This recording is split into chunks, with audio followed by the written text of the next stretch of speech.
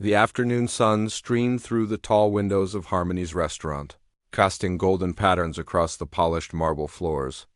Maya Williams carefully balanced 3 plates on her left arm while carrying a water pitcher in her right hand. She moved with the practiced grace of someone who had mastered the art of serving tables.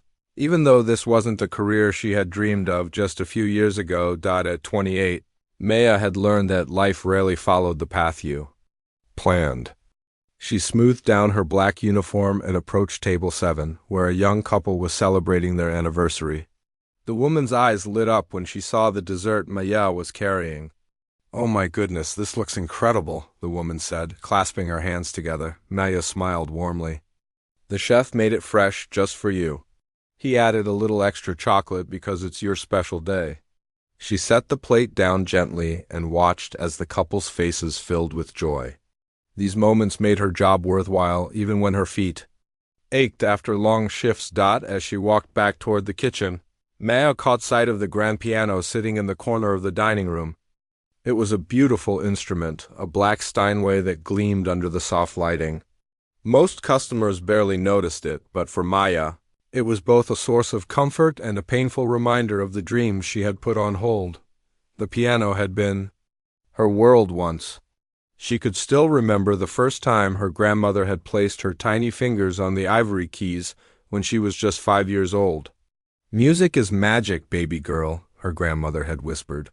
"It can heal hearts and change lives." Those words had stayed with Maya through years of lessons, countless hours of practice.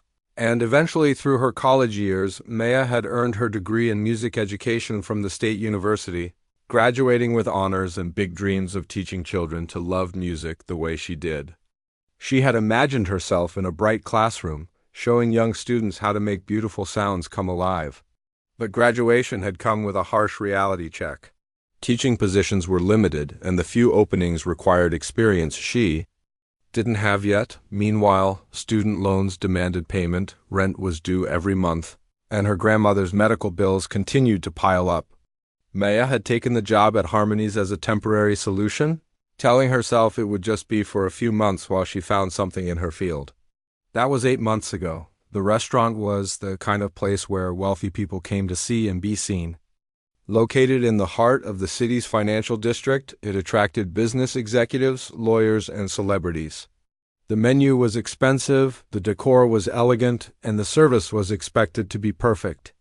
Maya had learned to navigate this world carefully, understanding that many customers saw her as invisible unless they needed something. She had become skilled at reading people quickly.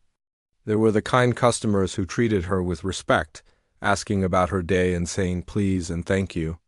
There were the busy ones who barely looked up from their phones but weren't intentionally rude. And then there were the others, the ones who seemed to enjoy reminding her that she was there to serve them. Maya's co-workers had become like family to her. There was Roberto, the head chef, who always made sure she ate something during her breaks and called her Mia like she was his own daughter. Lisa, another waitress who was working her way through nursing school, had become her closest friend. They often covered shifts for each other and shared stories about their dreams during quiet moments. The restaurant manager, Mr. Peterson, was a fair man who genuinely cared about his staff. He had noticed Maya's education on her application and often asked how her job search was going. Sometimes Maya caught him looking at the piano and then at her, as if he was thinking about something, but he never said anything about it. What most people at Harmony's didn't know was that Maya still played piano every chance she got. She had a small keyboard in her tiny apartment, and she would practice late into the night with headphones on, so she wouldn't disturb her neighbors. On her days off, she sometimes visited the music building at her old university, where her favorite professor would let her use the practice rooms. Music was still the language her heart spoke most fluently. When she played, the stress of unpaid bills and rejection letters melted away. Her fingers remembered every piece she had ever learned, from the simple melodies of her childhood to the complex compositions she had mastered in college.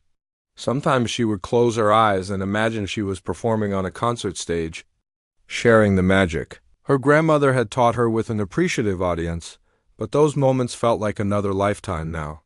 At Harmony's, she was known simply as Maya the waitress, someone who was polite, efficient, and professional. Her regular customers might compliment her service or remember how she liked to be addressed, but none of them knew about the music degree hanging on the wall of her apartment or the dreams that kept her awake at night. The lunch rush was beginning to pick up, and Maya pushed thoughts of music aside to focus on her tables. She moved between the dining room and kitchen with practiced efficiency, taking orders, serving food, and making sure everyone had what they needed. Each interaction was a small performance, requiring her to be friendly and attentive while keeping her personal struggles hidden behind a professional smile. As she refilled water glasses at table 12, Maya overheard two businessmen discussing a concert they had attended the previous weekend. They talked about the pianist's technique and the beauty of the music, their voices full of appreciation for the art form. Maya felt a familiar pang in her chest, but she kept her expression neutral as she continued her work. The afternoon wore on, and Maya found herself glancing at the piano more frequently than usual. It sat there like a patient friend, waiting for someone to bring it to life. She wondered if the restaurant's customers ever thought about who might have played it, or if they simply saw it as part of the elegant decoration. As the dinner crowd began to arrive, Maya straightened her shoulders and prepared for another busy evening. She didn't know that this particular night would change everything, that a single moment of cruelty would become the catalyst for the opportunity she had been waiting for. For now, she was simply Maya Williams, a waitress with dreams that seemed as distant as the stars, carrying plates and serving others while her own talents remained hidden in plain sight. The piano waited in the corner, silent but ready, just like Maya herself. The evening air was crisp as a black luxury sedan pulled up to the front entrance of Harmony's restaurant. The valet hurried forward to open the door, and out stepped Richard Blackstone, a man who commanded attention wherever he went. Not because of his charm or kindness, but because of the way he carried himself, like he owned every room he entered. Richard was 45 years old, impeccably dressed in a tailored suit that probably cost more than Maya made in 3 months. His silver hair was perfectly styled, and his expensive watch caught the light as he adjusted his cufflinks. To anyone watching, he looked like the picture of success. But there was something cold in his eyes, something that suggested he measured people's worth by the size of their bank accounts. He had built his fortune in real estate development, buying up properties and turning them into profitable ventures.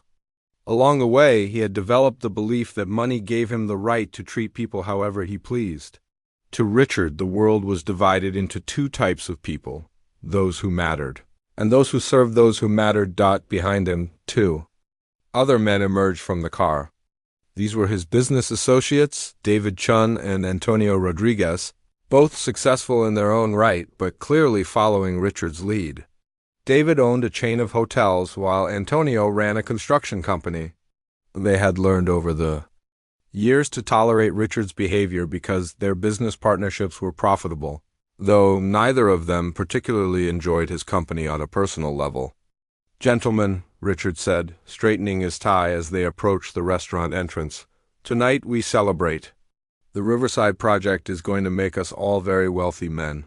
His voice carried the confidence of someone who had never been told no, never been denied anything he wanted. The Materdi recognized Richard immediately and led them to one of the best tables in the house, a corner spot with a perfect view of the dining room. Richard liked to see and be seen, to survey his domain like a king observing his subjects. As they settled into their seats, he barely acknowledged the young host who had seated them. Maya was busy with another table when she noticed the new arrivals. She finished taking an order and glanced over at the corner table, mentally preparing herself. She had served enough wealthy customers to recognize the type immediately. The way Richard sat back in his chair with his arms spread wide, the way he looked around the room like he was evaluating its worth, the dismissive nod he gave to the busboy who filled his water glass. When Mr. Peterson approached her with the assignment, Maya simply nodded. "Table 15 needs service," he said quietly. "They've requested our best server?" He gave her a meaningful look that said he trusted her to handle whatever came her way. Maya smoothed her apron and walked over to the table with her usual professional smile. Good evening, gentlemen. Welcome to Harmonies. I'm Maya, and I'll be taking care of you tonight. Richard barely glanced up from his phone. We'll start with a bottle of your most expensive champagne, he said without looking at her. And make sure it's properly chilled. I can't stand warm champagne. Of course. Sir, our sommelier can recommend something excellent for you. Maya kept her voice pleasant and professional. I didn't ask for recommendations, Richard replied sharply, finally looking up at her. I asked for your most expensive bottle. Surely that's not too complicated for you to understand. David and Antonio exchanged uncomfortable glances. They had seen Richard in this mood before, and they knew it usually got worse as the evening progressed. But they also knew that challenging him would only make things more difficult for everyone involved. Maya maintained her composure. Absolutely, sir. I'll have that brought out right away. Would you like to see our dinner menu while you wait? Do you think we came here just to drink? Richard's tone was becoming more condescending. Of course we want to see the menu. And when you bring it, make sure you can answer questions about the food. I can't stand servers who don't know what they're serving. As Maya walked away to get their champagne, she could feel Richard's eyes following her. She had encountered difficult customers before, but there was something particularly unpleasant about this man. It wasn't just that he was demanding. It was the way he seemed to enjoy making others uncomfortable. When she returned with the champagne and menus, Richard was in the middle of a loud conversation about his latest business deal. You have to understand, he was saying to his companions. Most people just don't have what it takes to succeed. They lack vision, ambition, intelligence. That's why they end up in service jobs waiting on people like us. Maya pretended not to hear as she presented the champagne bottle for Richard's approval. He barely glanced at it before waving his hand dismissively. Just pour it, he said, and try not to spill any. This bottle costs more than you make in a week. As Maya carefully poured the champagne, Richard continued his monologue. The problem with people today is they think they're entitled to respect they haven't earned. Take servers, for example. They act like their job is important, like they deserve to be treated as equals. But the reality is, if they had any real talent or intelligence, they wouldn't be serving tables. Antonio shifted uncomfortably in his seat. Richard, maybe we should keep our voices down, he suggested quietly. Why? Richard laughed. Are you worried about hurting someone's feelings? These people are here to serve us. They know their place. He took a sip of champagne and made a show of considering its quality. Acceptable, he announced, as if Maya had been waiting anxiously for his approval throughout the dinner service. Richard's behavior only got worse. He complained about the temperature of his soup, sent back his steak for being inadequately seasoned, and made increasingly personal comments about Maya's appearance and intelligence. Each time she approached the table, he found something new to criticize. Are you sure you wrote down our order correctly? He asked when she brought their entrees. You look like the type who might get confused easily. Is there anything wrong with the order, sir? Maya replied politely, though she could feel her patience wearing thin. Not yet, Richard smirked, but the night is young. David and Antonio were growing more uncomfortable by the minute. They tried to change the subject several times, talking about business or sports, but Richard seemed determined to focus his attention on making Maya's job as difficult as possible. As the evening progressed, other diners began to notice the situation. At table 15, some looked away uncomfortably, while others watched with growing disapproval. The atmosphere in the restaurant was becoming tense, though Richard seemed oblivious to the effect his behavior was having on everyone around him. Maya continued to serve them with professional grace, refusing to let Richard's cruelty break her composure. But inside, she was fighting a battle between her need for this job and her desire to maintain her dignity. She had no idea that this terrible evening was about to take a turn that would change everything. Richard poured himself another glass of champagne and looked around the restaurant with satisfaction, completely unaware that he was about to meet someone who would show him what real class and talent looked like. The dinner service was winding down, But Richard's appetite for causing discomfort seemed to be growing stronger with each glass of champagne he consumed.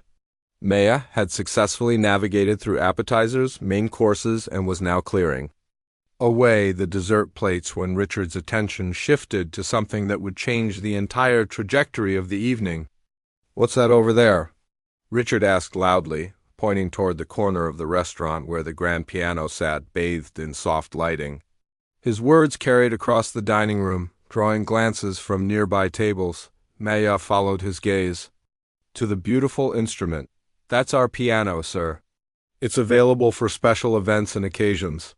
Richard's eyes lit up with a malicious gleam. "A piano, you say? Quaint?" He leaned back in his chair, studying the instrument as if seeing it for the first time, though Maya was certain he had noticed it earlier. "Tell me, do any of the staff here know how to play? I imagine it just sits there collecting dust most of the time." Maya felt her heart skip a beat. She could sense where this conversation was heading, and everything inside her warned her to be careful. "Sometimes we have professional musicians for special events," she replied diplomatically, hoping to steer the conversation away from herself, but Richard wasn't easily deterred. He had caught something in her voice, a slight hesitation that suggested there was more to the story.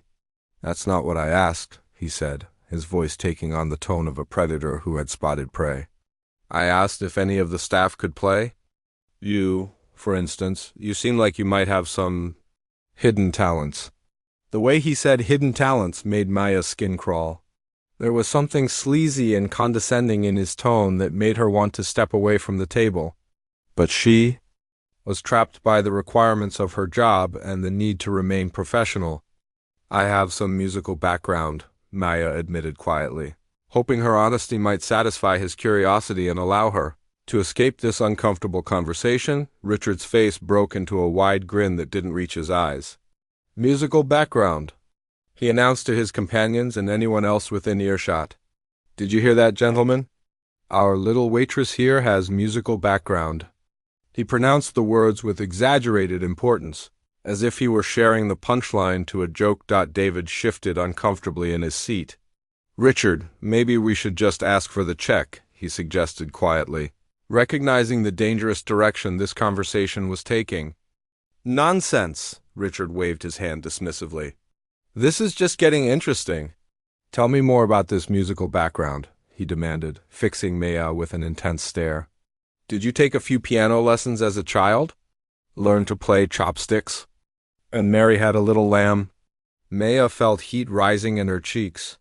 She could sense the attention of other diners turning toward their table, and she desperately wanted to escape the situation. But Richard's question hung in the air, demanding an answer. "I studied music in college," she said simply, hoping that would be enough. "College?" Richard's laugh was sharp and mocking. "Our waitress went to college, everyone. She studied music." He turned to address the surrounding tables as if they were all part of his audience. "Isn't that precious? All that education, and here she is, serving my dinner." The restaurant had grown noticeably quieter. Other patrons were trying to continue their own conversations, but it was clear that Richard's loud commentary was making everyone uncomfortable. Maya could feel dozens of eyes on her, and she wished she could disappear. "What kind of music did you study?" Richard continued his interrogation, clearly enjoying himself. "Let me guess, you probably thought you were going to be the next great concert pianist. Had big dreams of playing Carnegie Hall, I bet." Maya's jaw tightened. "I studied music education. I wanted to teach children. Oh, how noble." Richard clapped his hands together in mock appreciation. "She wanted to teach children. And instead she's here, taking my order and clearing my plates? Life has such a wonderful sense of humor, doesn't it?" Antonio looked like he wanted to crawl under the table. "Richard, I think you've had enough champagne for one evening," he said firmly. "I've had exactly the right amount," Richard replied without taking his eyes off Maya. "In fact, I'm just getting warmed up. You know what I think would be entertaining? I think our educated waitress here should put that expensive education to good use and play something for us." The suggestion hung in the air like a toxic cloud. Maya felt her stomach drop as she realized what Richard was proposing. This wasn't a request. It was a command disguised as entertainment. Double quote, sir. I'm still working, Maya said carefully. I have other tables to attend to. Oh, don't worry about your other tables, Richard waved his hand dismissively. Unsure. They can wait a few minutes. Besides, wouldn't you like to show everyone what all that college education was really worth? Here's your chance to shine. The cruelty in his voice was unmistakable now. This wasn't about music or entertainment. This was about power and humiliation. Richard had found Maya's vulnerability and was exploiting it for his own amusement. I really don't think that's appropriate, Maya said, trying to maintain her professional composure while her heart pounded in her chest. Appropriate? Richard's voice rose. I'm a paying customer making a simple request. I want to hear you play the piano. Surely that's not too much to ask?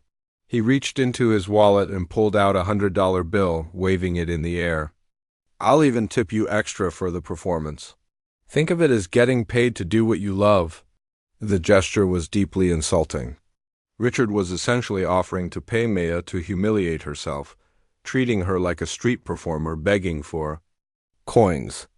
The message was clear. He saw her as nothing more than entertainment for his amusement. Other diners were now openly staring at their table. Some looked horrified by Richard's behavior, while others seemed uncomfortable but unwilling to intervene. Maya could see Mr. Peterson across the room, clearly aware that something was happening, but unsure how to handle the situation without potentially losing a wealthy customer. Come on, Richard pressed, his voice getting louder and more insistent. Don't be shy. I'm sure everyone here would love to hear what a college-educated waitress sounds like on the piano. Maybe you can play us something simple. Twinkle, twinkle, little star, perhaps? Something appropriate for your current skill level? The insult was deliberate and cutting. Richard was suggesting that despite her education, Maya was only capable of playing children's songs. He was systematically destroying her dignity in front of a room full of strangers, and he was clearly enjoying every moment of it. Maya's hands trembled slightly as she clutched her serving tray. She looked around the restaurant, seeing faces filled with pity, embarrassment, and disapproval, though most of that disapproval seemed directed at Richard rather than at her. She was trapped between her need for this job and her desire to maintain some shred of self-respect. What's the matter? Richard taunted. Having second thoughts about that musical background? Maybe it wasn't as impressive as you led us to believe? The moment had arrived.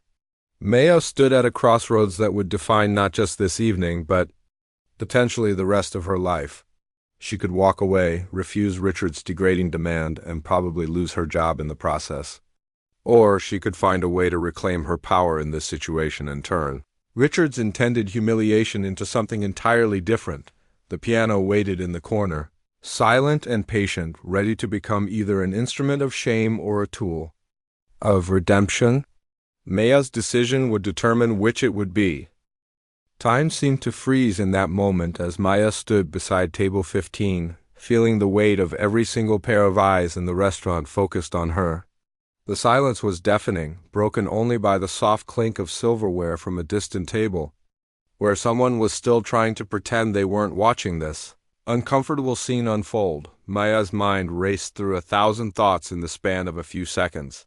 She thought about her grandmother's medical bills that were due next week, the stack of rejection letters from school districts piled on her kitchen table, and the tiny amount left in her bank account after paying rent.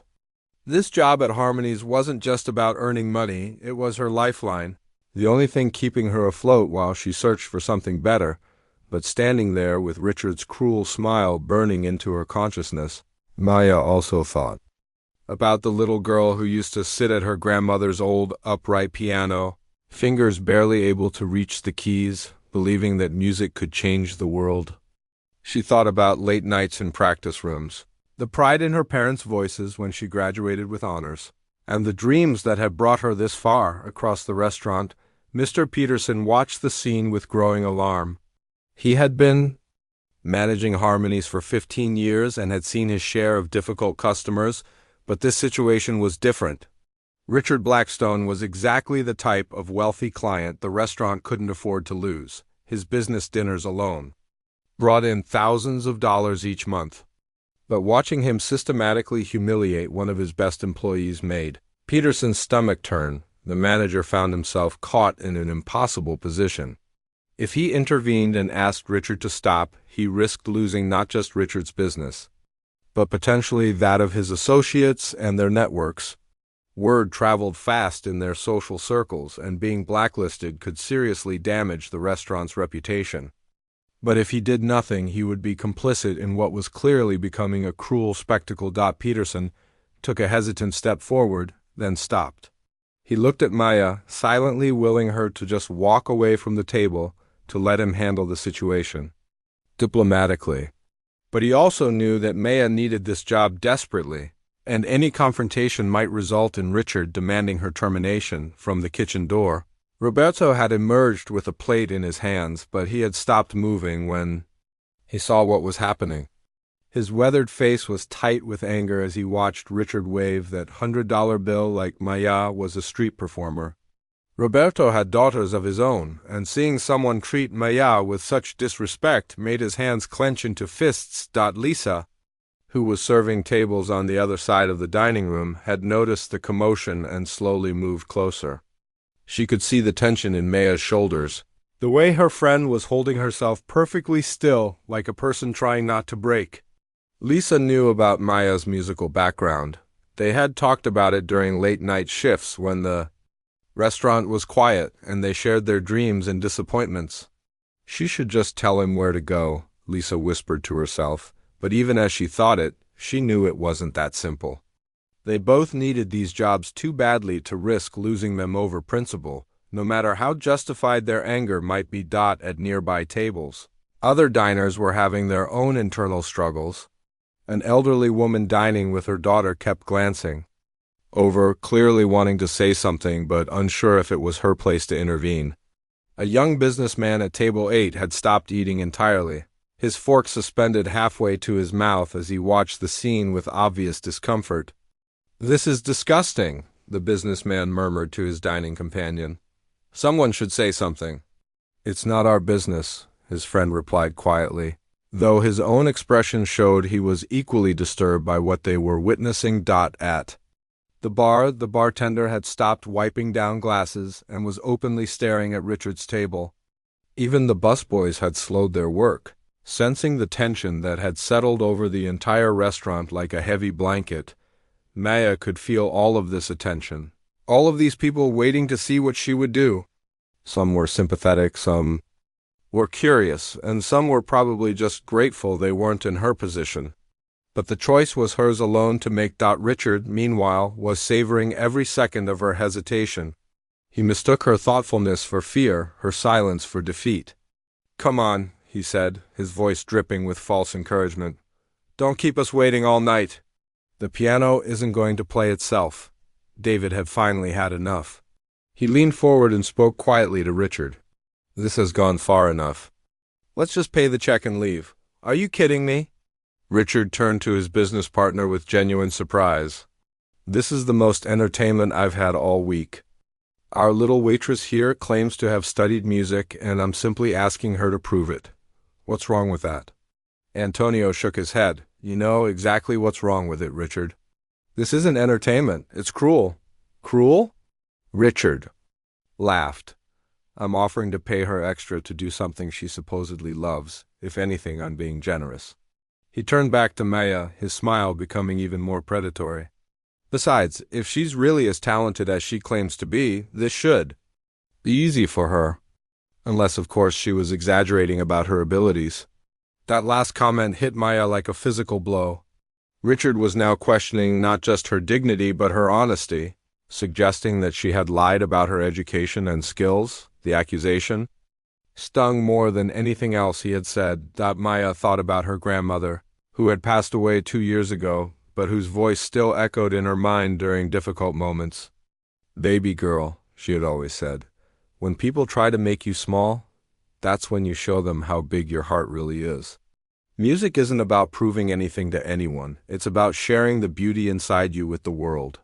Standing there, in that restaurant, surrounded by strangers and facing the cruelest person she had encountered in years, Maya felt something shift inside her.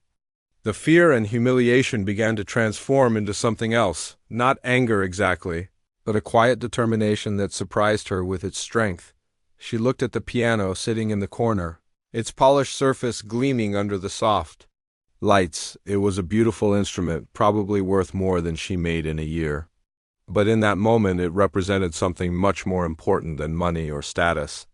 It represented the thing that had sustained her through every disappointment, every rejection, every moment when she had questioned whether her dreams were worth pursuing. Maya straightened her shoulders and looked directly into Richard's eyes. For the first time since this ordeal began, she felt completely calm. Whatever happened next, whatever consequences she might face, she knew that this moment would define who she really was. The entire restaurant held its breath as Maya made her choice. She didn't say a word to Richard, didn't acknowledge his taunts or his money or his expectations. Instead, she simply began to walk toward the piano, her steps steady and purposeful, but as she moved across the dining room, something in her expression suggested that Richard Blackstone was about to get far more than he had bargained for. Maya's footsteps across the polished marble floor seemed to echo through the suddenly silent restaurant. Every conversation had stopped, every fork had been set down, every eye followed her graceful movement toward the grand piano in the corner. The soft lighting that surrounded the instrument seemed to welcome her like an old friend. As she approached the beautiful Steinway, Maya felt something remarkable happening inside her. The humiliation and anger that had been building in her chest began to transform into something else entirely. It was as if every insult Richard had thrown at her was being converted into fuel for what was about to happen. She reached the piano bench and paused for just a moment, running her fingers lightly across the polished surface of the instrument. The familiar feel of the smooth wood brought back a flood of memories, late nights in practice rooms, recitals where her heart had pounded with nervous excitement, and quiet moments at her grandmother's old piano where music had been her sanctuary. From the world behind her, Richard was practically glowing with anticipation. He leaned back in his chair, already savoring what he believed would be Maya's humiliation. "This should be interesting," he said loudly enough for nearby tables to hear. "Let's see what that expensive education really taught her." David and Antonio exchanged worried glances. They had both realized that this situation had spiraled completely out of control, but they felt powerless to stop it. Richard was like a runaway train when he got like this, and trying to intervene would only make him more determined to see his cruel game through to the end. Maya adjusted the bench to the perfect height and settled herself in front of the keys. For a moment she simply sat there with her hands resting on her lap, her eyes closed, breathing deeply. The entire restaurant waited in suspense, wondering what would happen next. When Maya finally placed her fingers on the keys, something magical occurred. The very air in the restaurant seemed to change, as if everyone present sensed they were about to witness something special. She didn't start with a simple melody or a popular song as Richard had expected. Instead, her fingers found the opening. Notes of Chopin's Revolutionary Etude, one of the most technically demanding pieces in the classical piano repertoire. The first notes rang out clear and powerful, cutting through the silence like a sword. Richard's smug expression immediately began to falter as he realized this wasn't the amateur performance he had been anticipating. The music that filled the restaurant was complex, sophisticated, and played with a level of skill that left no doubt about Maya's abilities. As Maya's fingers danced across the keys, the restaurant was transformed. The usual sounds of clinking glasses and quiet conversation were replaced by the most beautiful music many of these people had ever heard live. Her left hand provided a thunderous, rolling bass line, while her right hand sang out a melody that seemed to capture every emotion Maya had been holding back. At table 15, Richard's face had gone from smug anticipation to confusion to something approaching alarm. This wasn't what he had planned. He had expected to watch Maya stumble through a simple tune, maybe chopsticks or a children's song, providing him and his friends with a good laugh at her expense. Instead, he was watching a virtuoso performance that was making him look like a fool. Around the restaurant, the reaction was immediate and profound. The elderly woman who had been dining with her daughter leaned forward in her seat, her mouth slightly open in amazement. "My God," she whispered, "she's incredible." The young businessman who had been disturbed by Richard's behavior found himself completely captivated by the music. He had attended symphony concerts before, paid hundreds of dollars for tickets to hear world-renowned pianists, but there was something about watching this performance unfold in such an unexpected setting that made it even more powerful. From the kitchen, Roberto had emerged completely, abandoning his duties to listen. Tears were forming in his eyes as he watched Maya pour her heart into the music. He had known she was special from the day she started working at the restaurant, but he had never imagined she possessed this level of talent. Lisa stood frozen near the bar, her serving tray forgotten in her hands. She had known Maya could play piano, but hearing her casual mentions of some musical background had never prepared her for this. Watching her friend transform from a humble waitress into a concert-level performer was like witnessing a miracle. Even Mr. Peterson had stopped worrying about the business implications of the situation. He stood near the hostess station, completely mesmerized by what he was hearing. In 15 years of managing upscale restaurants, he had never experienced anything like this. Maya's performance continued to build in intensity and complexity. Her fingers moved with incredible speed and precision, navigating the most difficult passages of the piece as if they were effortless. But it wasn't just technical skill on display. It was raw emotion, years of dreams and disappointments, and hopes being channeled through the music. The revolutionary etude was particularly fitting for this moment. Chopin had written it during a time of political upheaval in his homeland, and the piece carried themes of struggle, defiance, and ultimate triumph. Maya's interpretation seemed to capture all of these elements, transforming Richard's attempt to humiliate her into a declaration of her own worth and dignity. As the piece reached its climactic moments, Maya's entire body was engaged with the music. Her shoulders moved with the rhythm. Her face showed the intense concentration required for such a demanding performance, and her fingers seemed to blur across the keys. The sound filled every corner of the restaurant, reaching into the hearts of everyone present. Richard's business associates were now openly staring at Maya instead of their host. David found himself thinking about his own daughter, who was taking piano lessons, and wondering if she would ever be capable of anything approaching this level of artistry. Antonio, who had grown up in a musical family, recognized immediately that they were witnessing something extraordinary. "Richard," David said quietly, his voice barely audible over the music, "do you realize what you've done?" But Richard was beyond hearing anything except the music that was systematically destroying his attempt to humiliate Maya. Every note she played was a rebuke to his assumptions about her worth. Every passage a demonstration that he had completely misjudged who he was dealing with. Other diners had begun to gather closer to the piano, drawn by the magnetic power of Maya's performance. Some were holding up their phones, recording this unexpected concert that had erupted in the middle of their dinner. The servers had abandoned their duties entirely, creating a semicircle around the piano as Maya continued to play. The music seemed to tell a story, Maya's story.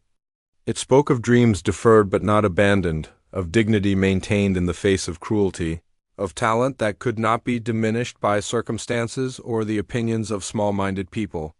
With every note, Maya was reclaiming her power and showing everyone present, especially Richard, what real class and talent looked like. As the piece built toward its thunderous conclusion, the entire restaurant held its breath. Maya's performance had transformed what should have been a moment of her humiliation into something approaching triumph. And this was only the beginning of what would prove to be the most extraordinary evening in Harmony's restaurant history. As the final thunderous notes of the revolutionary etude rang through the restaurant, Maya didn't stop playing. Instead, she seamlessly transitioned into something even more powerful and personal. Her fingers found the haunting opening melody of a piece that would leave everyone in the room speechless, a song that carried the weight of history and struggle in every note. The melody that now filled Harmony's was Strange Fruit, the powerful protest song made famous by Billie Holiday. But Maya wasn't playing it as a simple jazz standard. She had transformed it into a classical interpretation that somehow made the already emotional song even more profound. Her arrangement wove together elements of blues, jazz, and classical music, creating something entirely new while honoring the original's powerful message. The choice was deliberate and brilliant. After enduring Richard's condescending treatment and thinly veiled prejudice, Maya was responding not with anger or tears, but with art that spoke to the very heart of human dignity and resilience. Every note seemed to say, "This is who I am, this is what I represent, and you cannot diminish me." Richard's face had gone completely pale. The smug satisfaction he had felt just minutes earlier had been replaced by a growing sense of panic. He was beginning to understand that his attempt to humiliate Maya had backfired spectacularly, but he was powerless to stop what was happening. The music held everyone captive, and any attempt to interrupt would make him look even worse than he already did. Around the restaurant, people were beginning to pull out their phones not just to record the performance, but to capture something they instinctively knew was historic. This wasn't just a talented person playing piano. This was a moment of transformation, of justice being served through pure artistry. An older gentleman seated near the back of the restaurant had been watching with intense concentration. He was Dr. James Patterson, the music critic for the city's largest newspaper, though no one else in the restaurant knew his identity. He had come to Harmony's for a quiet business dinner, never expecting to witness what he was now seeing. His trained ear immediately recognized not just the technical skill Maya was displaying, but the emotional depth and artistic maturity that separated true musicians from merely competent players. Dr. Patterson found himself mentally composing the review he would write about this performance. In 30 years of covering music, he had attended countless concerts, heard world-renowned artists perform in the most prestigious venues, but there was something about this moment that felt different. The combination of unexpected setting, personal stakes, and raw artistic power created an atmosphere he had rarely experienced. At another table, Victoria Chun, the superintendent of the city's largest school district, sat with her husband, her mouth slightly open in amazement. She had been having a routine dinner when this extraordinary performance began, and now she was witnessing exactly the kind of talented educator her schools desperately needed. Victoria made a mental note to approach Maya after the performance. If she could play like this, imagine what she could do in a classroom with young students. Maya's interpretation of Strange Fruit reached its emotional climax, and then, without missing a beat, she transitioned into something that left everyone completely stunned.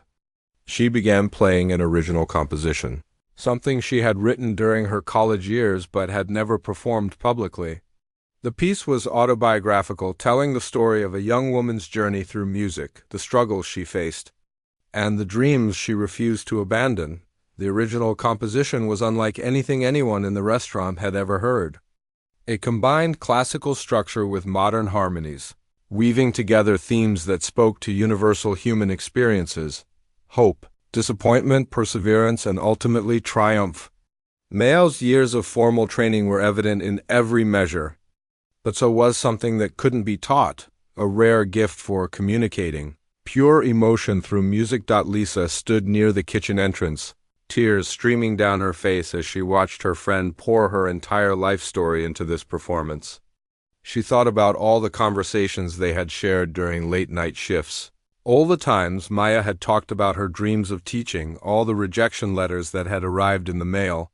Seeing Maya transform Richard's cruelty into this moment of pure artistry felt like watching a phoenix rise from ashes. Roberto had completely abandoned the kitchen, and even the other chefs had emerged to listen.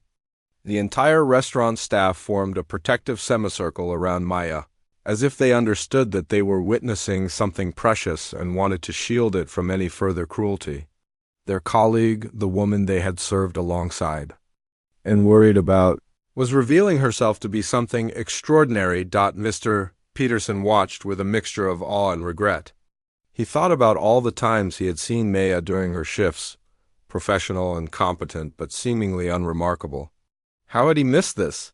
How had someone with this level of talent been serving tables in his restaurant without him recognizing her true abilities? The other diners had long since forgotten about their own meals. Conversations that had been interrupted by Richard's initial taunting were now impossible to resume. The music demanded complete attention, and everyone in the room understood they were experiencing something rare and beautiful. Maya's original composition told the story of a young girl sitting at an old piano, learning to make magic with her fingers. It spoke of years of practice, of sacrifices made by family members who believed in her talent, of the joy of discovering that she could create beauty in the world. The middle section grew darker, representing the challenges of adult life, the way dreams sometimes had to be set aside for practical concerns, the pain of rejection and disappointment. But as the piece progressed, it became clear that this wasn't a story of defeat.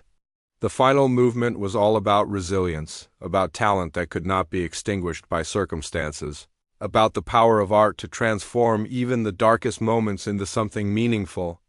As Maya played these concluding passages, it became obvious to everyone present that they weren't just hearing music, they were witnessing a declaration of independence. Richard sat frozen at his table, his expensive champagne untouched, his business dinner completely forgotten. He had intended to make Maya dance to his tune, to force her to perform like a trained animal for his amusement. Instead, she had taken his cruelty and transformed it into something that made him look small and petty by comparison. David and Antonio were no longer even acknowledging Richard's presence. They, like everyone else in the restaurant, were completely absorbed in Maya's performance. Both men were successful businesspeople who prided themselves on recognizing talent when they saw it, and what they were witnessing was talent of the highest order.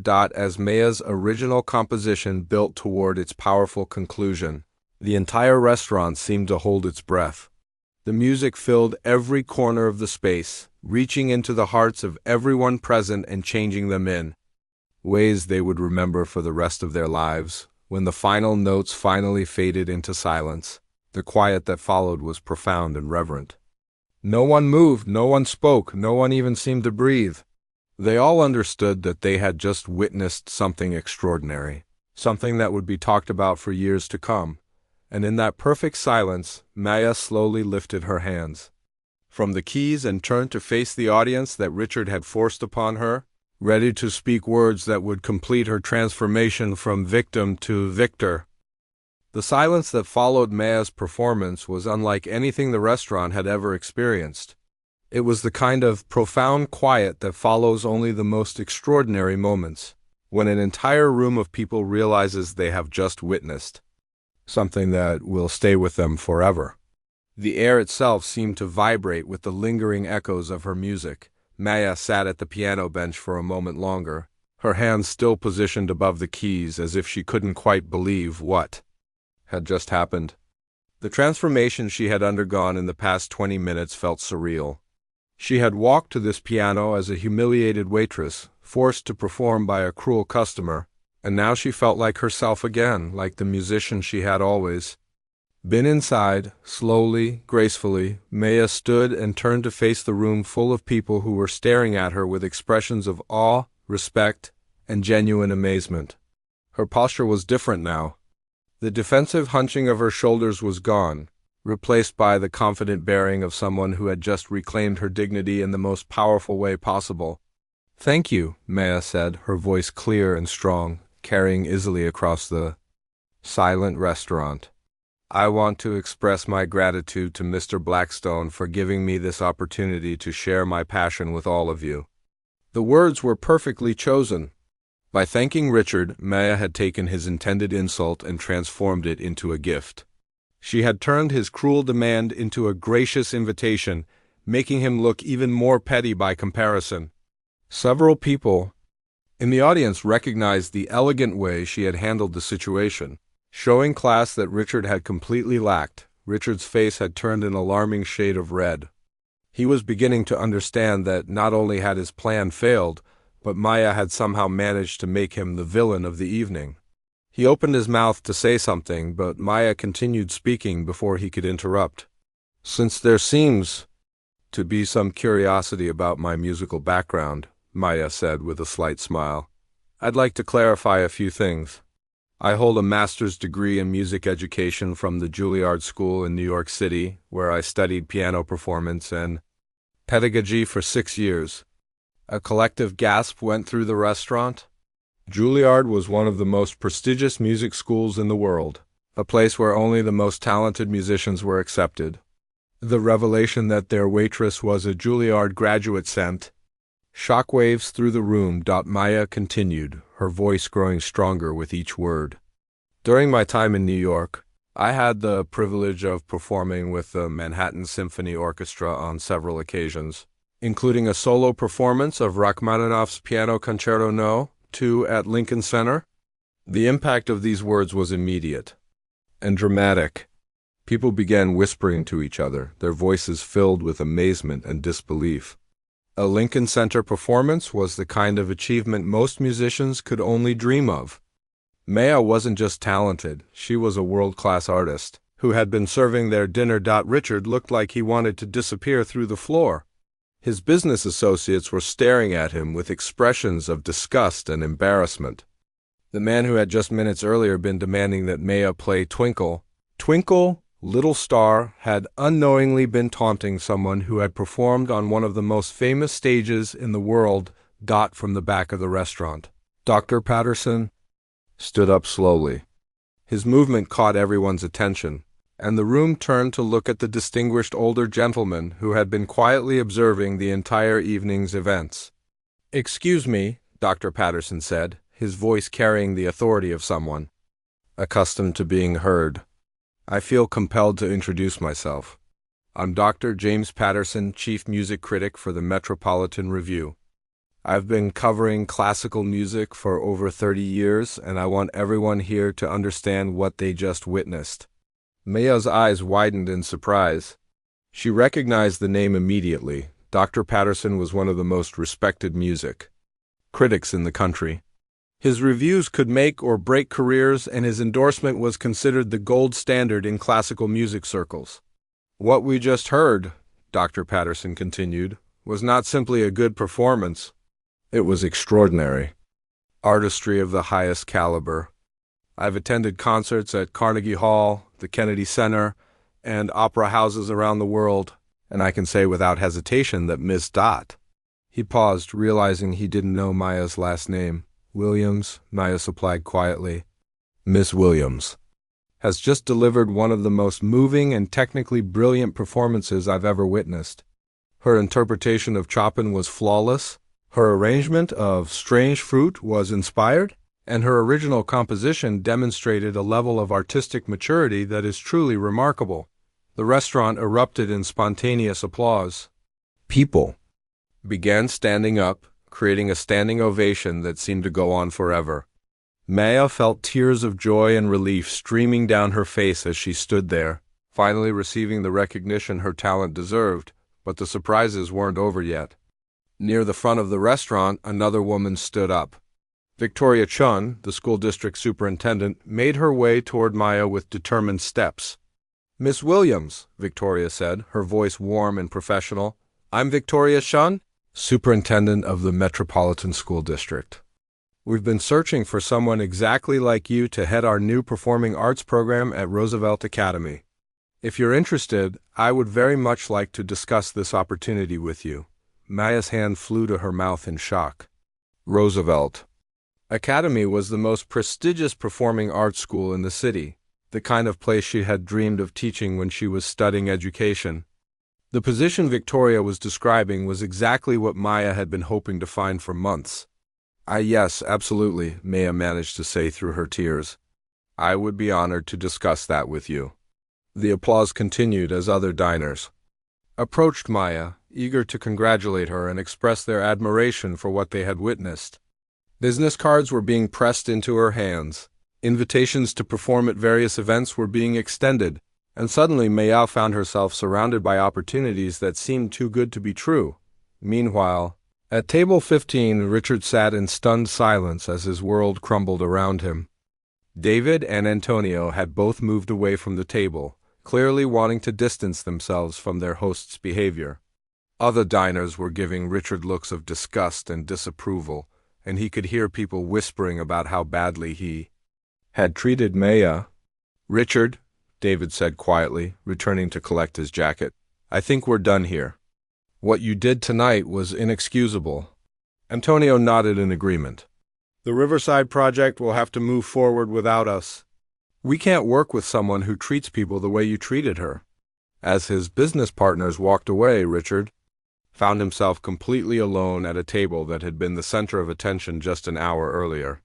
His cruel game had cost him not just his dignity, but also millions of dollars in business deals, and the respect of everyone who had witnessed his behavior. Maya, meanwhile, was surrounded by warmth and opportunity. The evening that had started as one of the worst of her life had transformed into something magical. She had faced down cruelty with grace, answered hatred with art, and turned humiliation into triumph. As the crowd around her continued to grow, Maya caught sight of her co-workers.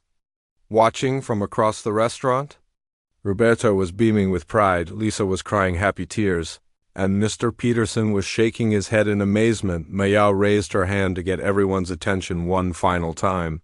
There's one more thing I'd like to say, she announced, her voice carrying clearly across the restaurant. The room fell silent again, waiting to hear what else this remarkable woman might reveal. Maya looked around the room at all the faces turned toward her with such warmth and respect, and she felt a peace she hadn't experienced in months.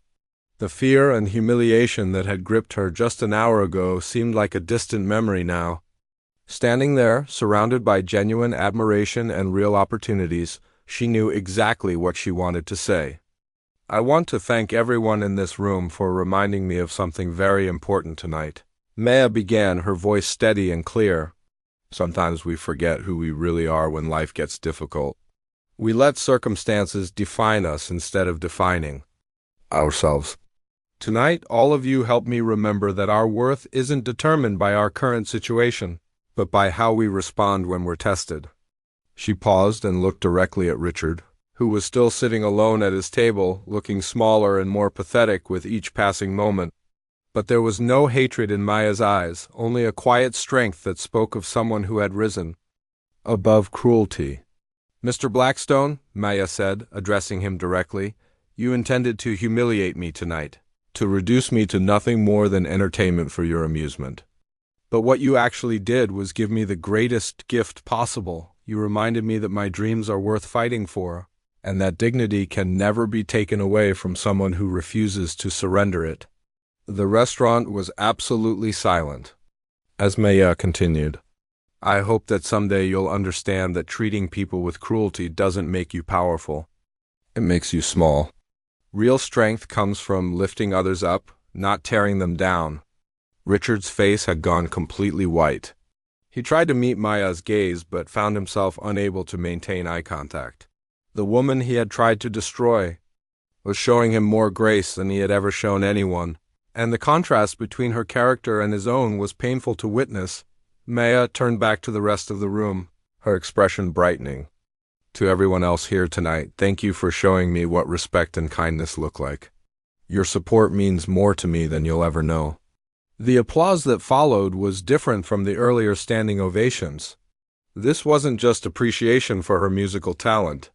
It was recognition of her character, her grace under pressure, and the dignity she had maintained throughout the entire ordeal.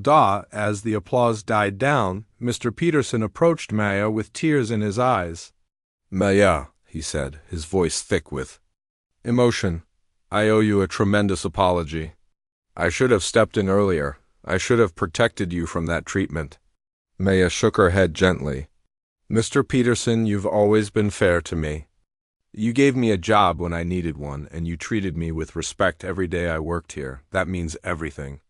Actually, Peterson said, reaching into his jacket pocket, I want to give you something. He pulled out an envelope and handed it to Maya. This is 3 months' salary as a bonus. It's not nearly enough for what you've been through, but I want you to have the freedom to pursue these new opportunities without worrying about money. Maya's eyes filled with tears as she accepted the envelope. The gesture was completely unexpected and incredibly generous. Thank you, she whispered. This changes everything. Dr. Patterson approached them, still shaking his head in amazement. Miss Williams, I'd like your permission to write about tonight's performance for my column. The public deserves to know about your extraordinary talent. I would be honored, Maya replied. But I'd also like to ask a favor. If you do write about tonight, could you mention how important music education is? There are so many talented young people who need opportunities to develop their gifts. Absolutely, Dr. Patterson smiled. In fact, I think your story could inspire a whole series of articles about arts education. Victoria Chun was waiting patiently nearby, and when Maya was free, she approached with a warm smile. Miss Williams, I meant what I said about the position at Roosevelt Academy. We've been looking for someone with your qualifications and passion for over a year. Would you be available to meet with our board next week? Yes, definitely, Maya said, hardly believing how quickly her life was changing. I've dreamed of teaching. At a school like Roosevelt, wonderful. And based on what I witnessed tonight, I think our board will be very impressed. Your starting salary would be significantly higher than what most new teachers receive, given your exceptional qualifications. As the evening wound down, people continued to approach Maya with congratulations and opportunities. A local television reporter who had been dining with her family asked if Maya would be willing to do an interview about the importance of supporting the arts. Several musicians in the audience invited her to perform at upcoming concerts. Even some of the restaurant's regular customers asked if she would consider giving private piano lessons to their children. Meanwhile, Richard's isolation became more complete as the night progressed. Other diners actively avoided looking in his direction, and the few people who did acknowledge his presence did so with obvious disgust. His expensive suit and luxury watch suddenly seemed meaningless in a room where character mattered more than cash. As he finally stood to leave, Richard made one last attempt to salvage some dignity. He approached Maya, who was still surrounded by well-wishers, and cleared his throat awkwardly. I wanted to... He began, but the words seemed to stick in his throat. Maya turned to face him, her expression neutral but not unkind. Yes, Mr. Blackstone? I apologize, Richard said quietly, the words clearly difficult for him to say. My behavior tonight was inexcusable. Maya studied his face for a moment, then nodded slightly. Apology accepted, she said simply. I hope you learned something tonight?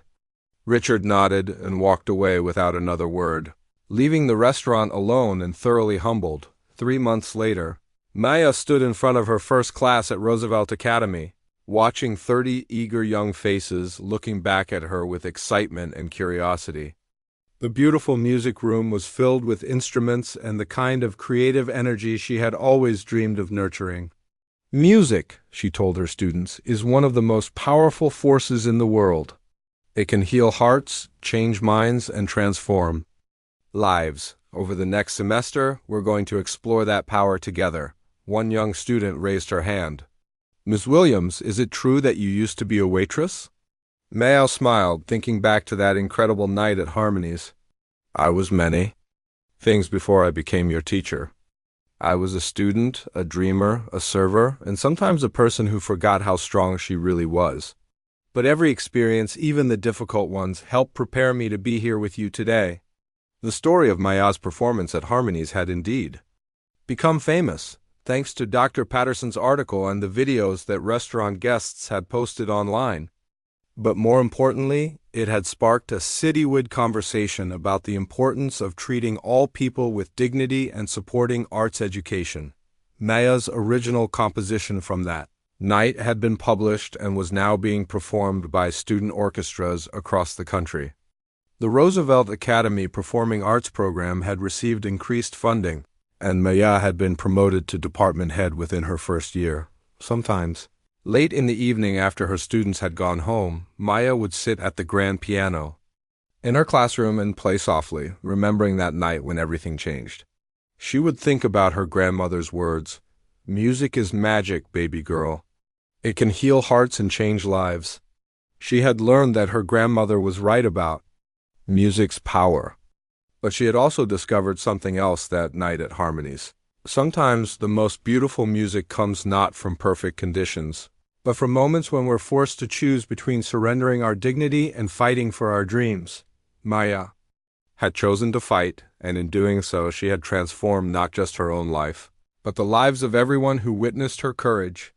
The cruel man who had tried to humiliate her had unknowingly given her the stage she needed to show the world who she really was, and in the end that had made all the difference.